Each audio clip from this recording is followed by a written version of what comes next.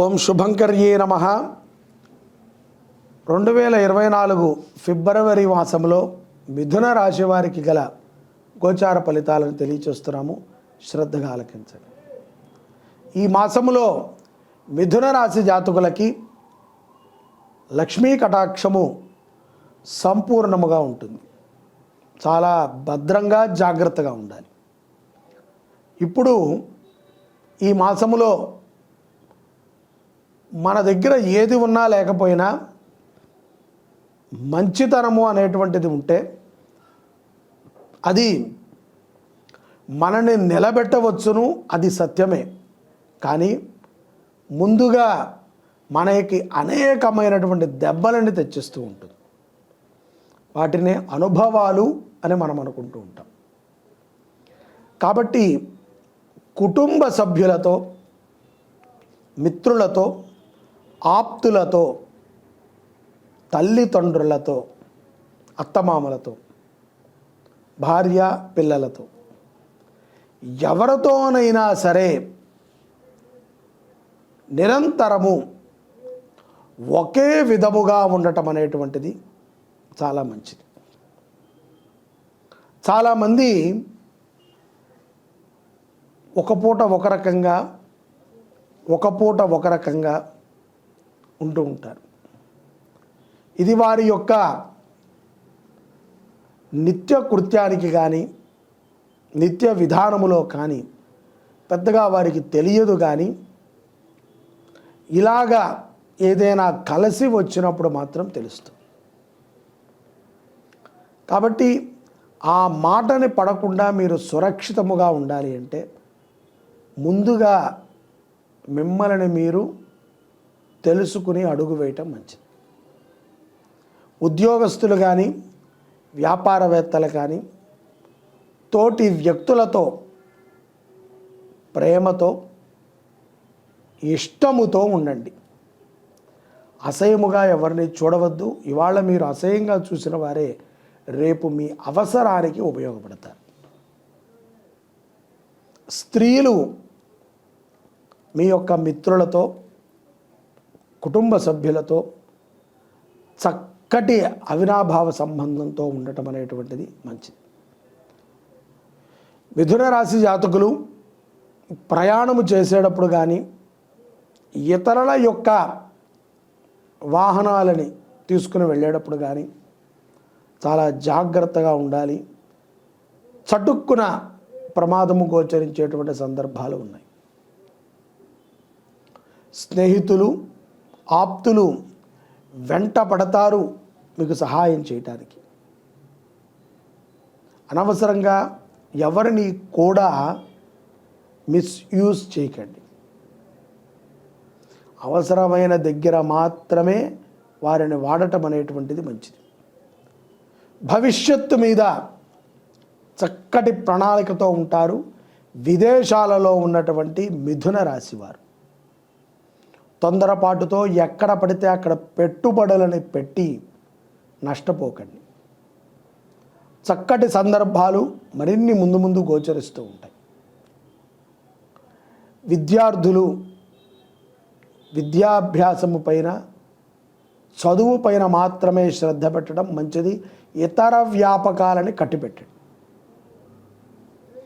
రాజకీయ నాయకులు మిథున రాశిలో ఎవరైతే ఉన్నారో వారి మీద అసందర్భముగా నీలాపనిందలు వచ్చి పడతాయి. వాటిని ప్రూవ్ చేసుకునే లోపల కాలం గట్టెక్కిపోతుంది. కాబట్టి చాలా జాగ్రత్తగా ఉండాలి. ఎక్కడా కూడా తొందరపాటు నిర్ణయాలని తీసుకోవద్దు. రాజకీయ నాయకులు అంతర్గతముగా ఉన్నటువంటి కొన్ని సంబంధాలని కొంతకాలం కట్టిపెట్టండి. వాటి ద్వారా ప్రమాదాలు సూచిస్తున్నాయి. వ్యాపారములని చేసుకునేటువంటి రాజకీయ నాయకులు కూడా చాలా జాగ్రత్తగా ఉండాలి. అమావాస్య తరువాత ద్వితీయార్థములో అనుకూలమైనటువంటి వాతావరణాన్ని చూస్తారు. చేపట్టిన పనులన్నీ కూడా చక్కటి కార్యరూపాన్ని దాల్చడమే కాకుండా సత్ఫలితాలని ఇస్తాయి. దూరపు బంధువులు ఈ ఫిబ్రవరి మాసం ద్వితీయార్థములో అనేక శుభకార్యాల నిమిత్తము మీ గడప తొక్కటాన్ని మీరు చూడొచ్చు. ఆహ్లాదకరమైనటువంటి భోజనాన్ని స్వీకరిస్తారు. విందు వినోదాలకి ఎక్కువ ప్రాముఖ్యతని ద్వితీయార్థములో మిథున రాశి వారు ఇవ్వటం మనం గమనించవచ్చు. కష్టానికి తగ్గ సత్ఫలితాలని కూడా ద్వితీయార్థములో మిథున రాశి వారు పొందుతారు. రానున్న రోజులలో పెద్ద పెద్ద ప్రాజెక్టులు కానీ వ్యవహారాలలో కానీ భాగస్వామి అవుటకు ఈ మాసములో అమావాస్య తరువాత ద్వితీయార్థమున మీ యొక్క బుద్ధిని వాడి ఆ మార్గముగా ఆలోచనలను చేస్తూ ఉంటారు. విదేశాలలో ఉన్నటువంటి వారికి కూడా సదవకాశాలు ఎక్కువగా కనపడతాయి. గృహములో వివాహాలు శుభకార్యాలు కానటువంటి వారికి చక్కటి వివాహాది శుభకార్యాలు జరుగుతాయి. ప్రేమ వ్యవహారాల యందు కొంత ఆలోచనతో ఉన్నప్పటికీ ఎందుకో తెలియదు ప్రేమించినటువంటి వివాహం చేసుకోవటానికి మక్కువ చూపుతారు స్త్రీలు. కాబట్టి కొన్ని విషయాలలో పెద్దల యొక్క నిర్ణయము శిరసావహించటం ద్వారా మీ అభివృద్ధి జరగటము తథ్యం.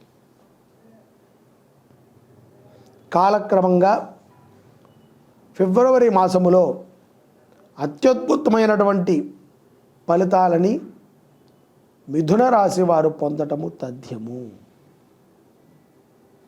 ఉత్తమమైనటువంటి ఫలితాలు పొందుతూ సకాలములో గ్రహముల యొక్క అనుగ్రహాన్ని పొందుతూ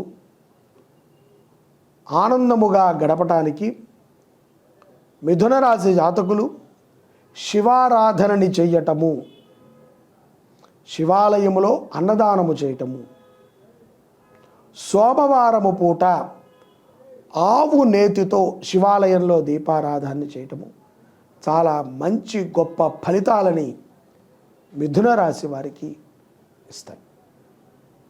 దైవ కార్యక్రమమే మానవుడికి బలాన్ని చేకూర్చేది. సర్వే జనాః సుఖినో భవంతు. శ్రీ శుభంకర్యై నమః. సరస్వతీ కటాక్షాన్ని పొందేటువంటి దివ్యమైనటువంటి రోజు మాఘమాసంలో వసంత పంచమి. వసంత మాసం ప్రారంభమవుతుంది. పంచమి మాఘమాస శుద్ధ పంచమి. ఇది ఫిబ్రవరి 14వ తారీఖున మనందరికీ కూడా వచ్చింది. ఈ వసంత పంచమి రోజున పిల్లలందరూ కూడా సరస్వతి అమ్మవారికి పూజ చేయటం, సరస్వతి స్తోత్రాన్ని చదవటం, బీజాక్షరాలని దిద్దటము, స్తోత్ర పారాయణలు ఇవి చేయటము ద్వారా చాలా విశేషమైనటువంటి పుణ్యం. అలాగే ఉన్నత విద్యలను చదువుకోవాలి అనేటువంటి మన పిల్లల భవిష్యత్తుకి భగవంతుడు మనకి ఇచ్చినటువంటి అపారమైనటువంటి వరుణం. ఈ కరుణం ఏమిట్రా అంటే వసంత పంచమి రోజున సరస్వతి అమ్మవారికి పూజ చేయటం, దక్షిణామూర్తికి పూజ చేయటం, హోమం చేయటం, మన పిల్లల చేత దేవాలయ దర్శనాలని చేయించటం, తద్వారా బుద్ధి దోషములన్నీ కూడా తొలగి ఆ సరస్వతి కటాక్షాన్ని మన పిల్లలు పొందగలుగుతారు. వసంత పంచమి రోజున శ్రీరామ అనేటువంటి నామాన్ని రాసి పిల్లల చేత దిద్దించవచ్చు. ఓం నమః శివాయ రాసి దిద్దించవచ్చు.